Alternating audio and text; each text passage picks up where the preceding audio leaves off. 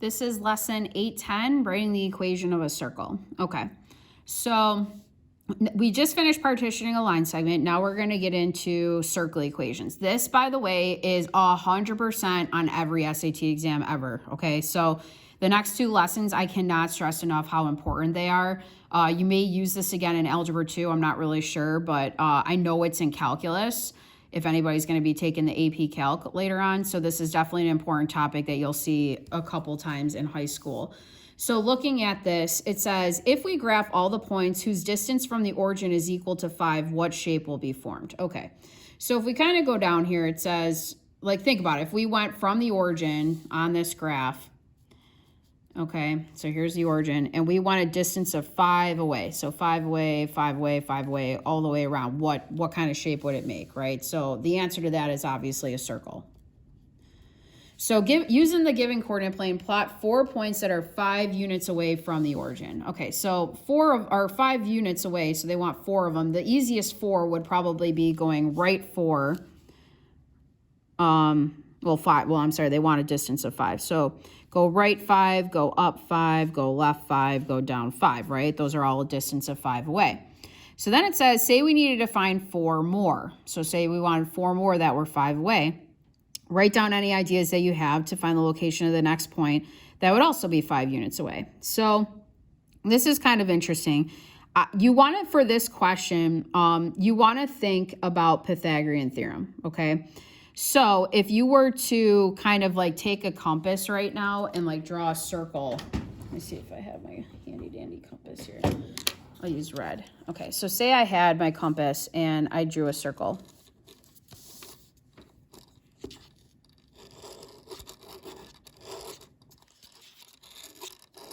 There we go. Okay. So you can see that not all these points that end up on the graph are nice points. Some of them are not, but there's a couple that I'm seeing that are nice points. So one that kind of comes to my attention is like, for example, this one. So if I look, this is a point that's like on the curve. That's an actual point that would be on the circle, which is kind of cool. So there's a reason why if you actually were to connect this point to the origin, you can see that if you were to figure out the distance of this using Pythagorean theorem, so say you like box this in as a right triangle, this is a 3 by 4 right triangle. So we know that 3 squared plus 4 squared would equal this length squared. So this is a very famous triple. This is a 3, 4, 5 Pythagorean triple, and that would help me get a distance of 5. So in other words, if I can find any 3, 4 like right triangle that I can connect to the circle, that would end up giving me another point on the circle. So like, for example, I could go this way, go 3 over, up 4, and you're going to see again, bam, that's on the edge of the circle, okay? And it's because it's still a 3, 4 right triangle, so the hypotenuse has to be 5. So there's a bunch of these that I can make. I mean, I don't want to like crowd the picture, but like, right, 3 by 4, I could go 4 by 3. So you can kind of see the pattern that ends up happening. These would be more points that exist on the circle. So I end up having all these other ones that would give me a length of 5. Okay, so down here when it says using your compass, connect these points to form a circle, done. Okay, in the above circle, the center is located at 0, 0, and the radius was a length of 5. Okay, we designed that. So it says, we found the location of a point on the circle by using, and we used Pythagorean theorem.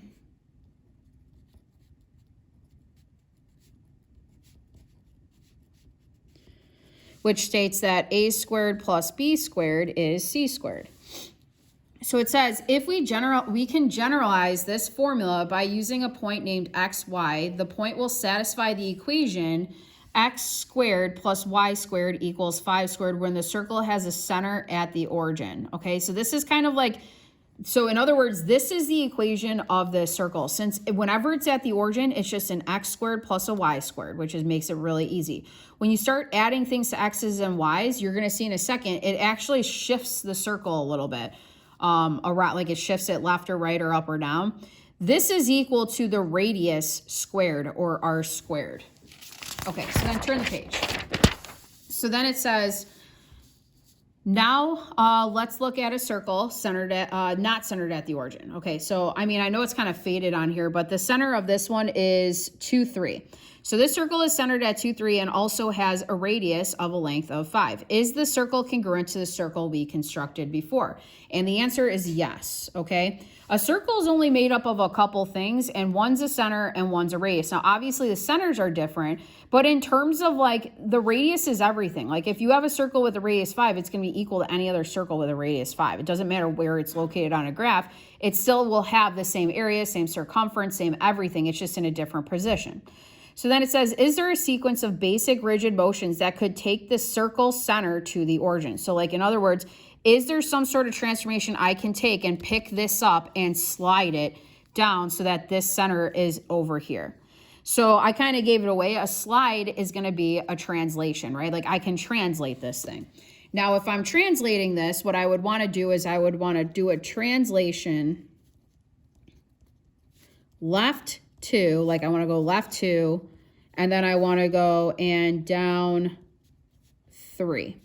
So if I slid it that way, then that would end up giving me the circle that I had on the previous page, right? It says the equation for this circle can be found using the same pattern to move the center of the circle back to the origin, okay? So in other words, the equation of this circle, so its center originally, just so you guys know, was a 2, 3, and its radius was 5, right? How it works in this formula that you guys see down here is you're thinking of what's happening to the x and the y as like a translation. So in other words, since we took x and we slid it left 2, that's why you end up having x minus 2 squared in your formula. Since you are translating y down 3, that's why you are getting y minus 3 squared. And then this whole thing is going to be equal to whatever the radius is squared. So the radius squared is 5 squared or 25. This is the equation of the circle. Okay, that's what it looks like. So that's the only difference between this circle and the other circle is this one is just centered in a different spot. It's still equal to the same radius. So technically it's still the same thing, okay? So you guys have this in front of you. It's kind of nice. Usually on the exam they wouldn't give this to you, but now you guys have your notes open for you. So you want to just keep this here. So if you notice a pattern that happens is if you notice the center was a positive 2, positive 3. So it went right to up 3. But since you are translating it back to the origin, it actually negates it. So in the formula, it's minus a. So if this was negative, negative, it actually turns to a minus a negative number or plus plus. So whatever this sign is, it flips in the formula. And then all you have to remember is that r squared is equal to this number right there. Okay, so now we're going to do some more types of examples. We kind of got a lot in this packet, so just bear with me. Okay, so for example 1, it says write the equation of the circle that is graphed below. So again, the two things that make up a circle are the center and radius. So the first thing you want to do is on your graph, locate the center. So my center for this one is -1 up 3. My radius, if I look, it doesn't matter where I go with my radius, just try to pick a horizontal or vertical spot, but this is your r. So your r is equal to 3. You can kind of just count right on there. So that's your radius. So now just putting it into the formula we just saw on the last page, it's going to be x. Now I'll write it out the long way one time and I'm not going to do it anymore because you're going to notice it flips every time. It's x minus this x coordinate squared plus y minus the y coordinate squared equals r squared. Okay? So it ends up being x plus 1 squared plus y minus 3 squared equals 9. And that is your answer for the equation. So again, a lot of people will just start jumping straight to this. That's completely fine with me. Okay, you don't need to show this middle step right here. I'm going to probably stop doing it after this now because it's just too easy. Like you just know that they flip, okay? So then for part B, same thing. I'm not going to write the center and radius out. The center, you can see it right here, is 3, -4. The radius, pick one spot. Here's an example. The radius is 5. So my equation is going to be x minus 3, because it's positive 3, plus y plus 4 squared equals r squared or 5 squared or 25. Okay, and that's your answer. Because this one just wanted you to write the equation of the circle. Okay, so then example 2. So there's a lot of different ways that they word this, guys. That's why you're seeing so many different variations. They can ask it like so many ways. It's kind of annoying. Okay, so then for example 2, it says find the radius and center of a circle with the given equation. Okay, so now we're just identifying the center and radius. So my radius for the first one, if this is equal to r squared, so r squared equals 81, to get r alone, the easiest thing to do would be to just square root both sides. So you end up getting that r is 9, okay? So then your center, and I'll just abbreviate it C, just flip the signs. So it's going to be a negative 12, positive 4. And then there you go. That's your answer. And I'm cool with abbreviations. For part B, find the radius and center of a circle given by this equation. Okay. Well, again, this is equal to r squared. So if r squared equals 144, what squared gives you 144? So square root both sides, you get 12. Be careful. Sometimes people accidentally try halving it. You're not halving it, you're squaring it. Or square rooting it. Sorry, square rooting it. Okay, so then your center. Now this one's kind of weird. You guys see how nothing's happening to x squared. So if you're not adding or subtracting anything, this is coming from the coordinate 0 for x. Like there's nothing being added or subtracted, so it's 0. So your center starts with 0, and then this is adding 2 to the y technically, so then it would be 2. So your center is going to be 0, 2. And then that's your answer. So then C, find the radius and the center of the circle given by this equation. Okay, so first off, you can't do it when it looks like this. And this is kind of leading into next year a little bit. This is the stuff you see in Algebra 2.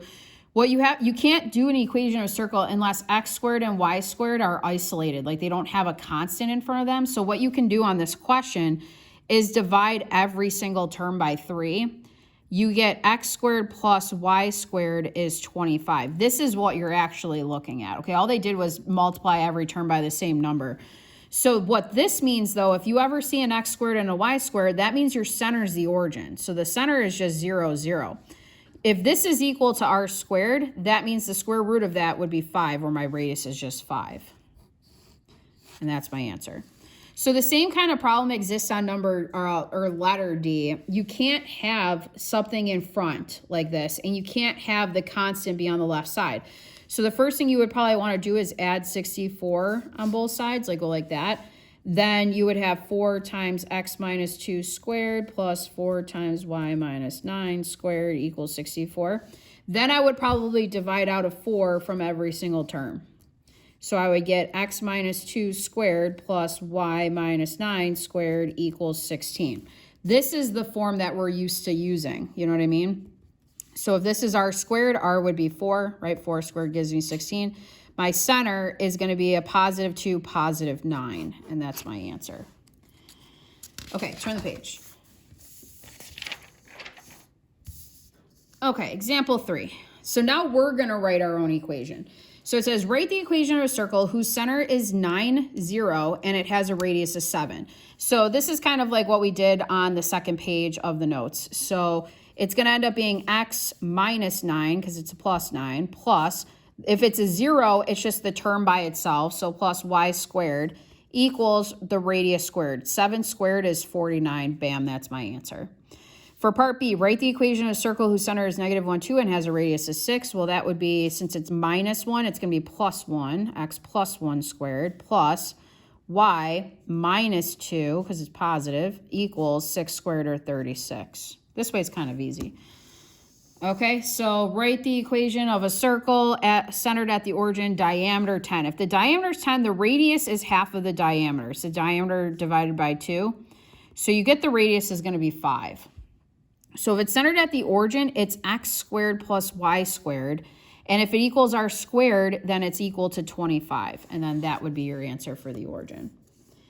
Okay, so then example 6, it says 2 points in the plane A and B represent the endpoints of the diameter of a circle. Okay, so they're giving you guys the diameter of a circle. What is the center? So in other words, our goal of this problem is like they're saying, here's the diameter of the circle, write the equation of a circle. And they do this a lot, actually. So this breaks it down pretty nice. So the first thing you have to do is identify what the center of the circle would be. If this is the diameter, the center is going to be in the middle. So in other words, find the midpoint, and that'll give you center. So midpoint, if you guys forgot, is adding the x's together, dividing by 2, and then adding the y's together. In any order, it doesn't really matter, and then dividing by 2. So in this example, I would have negative 3 plus 17 divided by 2, and then I would have 8 plus 8 divided by 2. So this would end up giving me the coordinate 7, 8. And if I plot 7, 8, let's see, 1, 2, 3, 4, 5, 6, 7, up 8. There it is. That's my midpoint. Okay. Then it says find the radius of the circle. So in other words, you can kind of see, I know you can figure this out by hand, but I want you guys to think about it like in terms of arithmetic, because like they don't typically give you a graph with these. So this is like what you're envisioning in your head. It looks like this. Hopefully you guys can kind of see that. There we go. Okay. That's what you're seeing. Like this is the circle they want the equation for. So this is my center. Okay. So we're already halfway done. We still have to figure out the radius. I know I can count on a graph, but like say I didn't have that graph, how would I figure it out? Well, you're just trying to find the distance. Well, first off, there's two options. You can find the distance between the midpoint and either endpoint, like this one or that one, or you can find the distance between both endpoints and then half it. So I've found through time that it's actually easier if you take the midpoint and an endpoint to do it than the whole thing, because sometimes this whole distance will be a radical distance and it's hard to, like, for example, say this distance was like square root of 80. That's a lot harder to like half than it is if you had it already like in half, you know what I mean? Like then you could just get R right away without having to half anything. So in other words, we need to find the distance between 7, 8, and we need to pick one of the points. I'm going to pick the 17, 8 because it's positive. So if I find the distance between those, I can do distance formula real quick. So that would be the square root of, let's see, 17 minus 7. Oh, that's a 7. Squared plus 8 minus 8 squared. That's going to give me the square root of 10 squared plus 0 squared, or the square root of 100 or 10. And you can see right here, if you were to count the spaces, you do in fact get a radius of 10, okay? So write the equation of this circle. So the equation would be then, if my center is 7, 8, it's going to be x minus 7 squared plus y minus 8 squared, right? Minus, because they were positive. And it equals r squared. So r ended up being the 10. So 10 squared is 100. And then that would be the equation. Okay, so now that you guys see it graphically, hopefully it kind of makes sense. Now let's look at it when, this is how it actually shows up on the exam. It looks like this. So they don't give you a graph and they kind of force you to know how to do it like with arithmetic. So again, just think, these are the endpoints of the diameter. So the first thing you want to do is figure out the center by finding the midpoint. So I'm not going to keep writing the formula out. You add the two x's together, divide by 2, and then you add the two y's together and divide by 2. So this ends up giving you 4 over 2 or 2. This ends up being, let's see, negative 8 over 2 or negative 4. So this right here is your center, okay? That's the center of the circle. That's going to be like what you write your equation with in the beginning. So technically, if you want, off to the side here, you can kind of probably start writing it. It's going to be x minus 2 squared plus y plus 4 squared equals. Now, we need to find the radius, though. So in other words, we need to get the distance from negative 4 to either endpoint. I'm going to pick the 2, 0 because it's nicer. It doesn't matter. If I were to pick 2, negative 8, I'm going to get the same thing anyways. So I'm going to do distance formula because I don't have a graph, so I can't really do Pythagorean theorem. So distance formula, if you forgot it, it's the square root of, and you subtract the x's, so 2 minus 2 squared plus, and then subtract the y's, so 0 minus a negative 4 squared. And this is going to give you 0 squared plus, let's see, that's 4 squared, which gives you square root of 16 or 4. Okay, so this is your radius. So then in your formula, we know that in the formula it's r squared, so the radius squared would be 16, and then that's the answer. That's what they're looking for the equation of the line. So we're going to do it again. Okay, another one. I know it's a lot of repetition, but it's good. Okay, write the equation of a circle whose endpoints of the diameter are 6, 0, and 0, -8. So same thing, find midpoint first. So midpoint would be 6 plus 0 all over 2, 0 plus -8 all over 2. That gives you 3, -4. And this is your center. Okay, I'm going to look at the distance between the center. So between 3, -4, and then pick an endpoint. So in this case, I just picked like 6, 0. Anything with a 0, I'm like, yeah, you know, like let's go there. So 6, 0. I'm not going to, I mean, I could have did this one. I stayed away from that just because it had the -8. So with the distance formula, it's going to be the square root of, I'm going to have 6 minus 3 squared. So right, 6 minus 3, then 0 minus a -4 squared.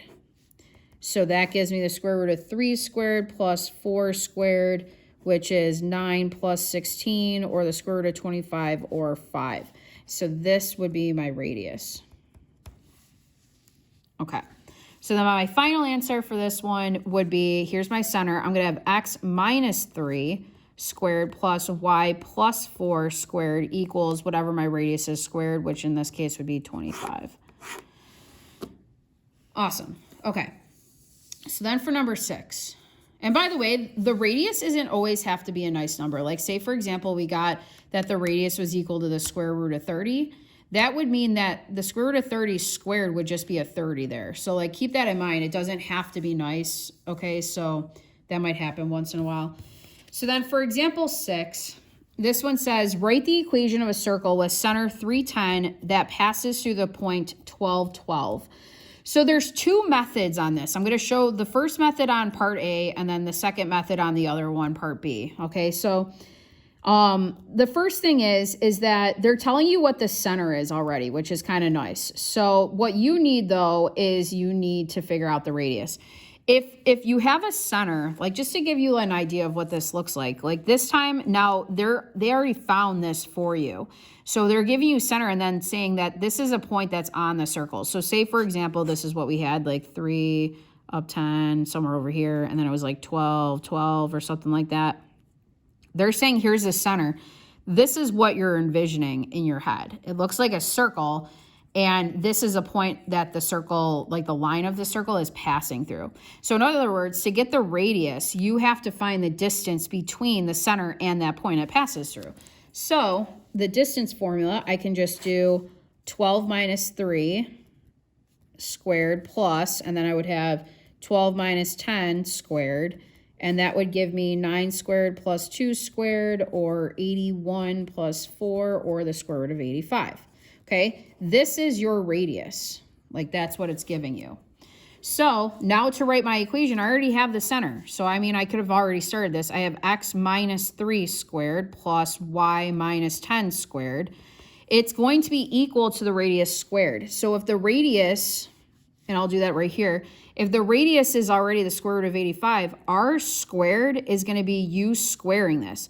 When you square a square root, oh my gosh, it's like a lot of words. When you square a square root, they eliminate each other, okay? So this ends up just giving you 85 in the end. So that's what you would say it equals. It would just equal 85. And you could try that in your calculator right now. You're going to see what I'm talking about. If you do the second square root of 85, close it, and then square that, they eliminate each other. You just get 85. Okay, so try to remember, you guys have a calculator.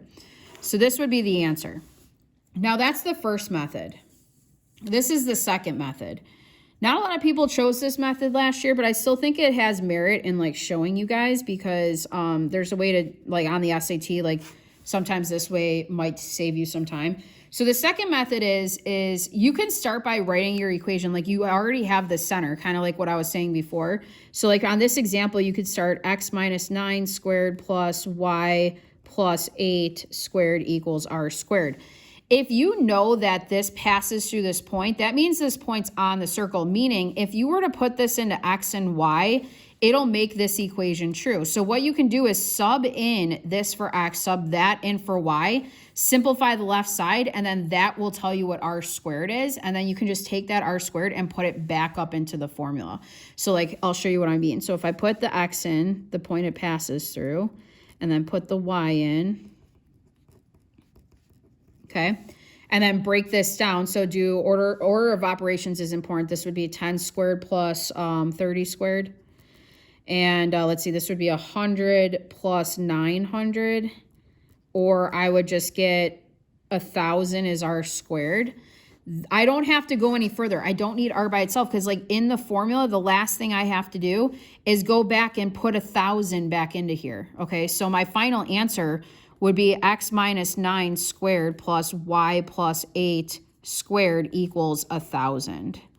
And that would be my answer. So if you prefer this method better because it gets you away from the distance formula, by all means. I did put one of these on the quiz, so pick either method that you guys want to kind of solve that. Okay, guys, thanks for listening. Good luck.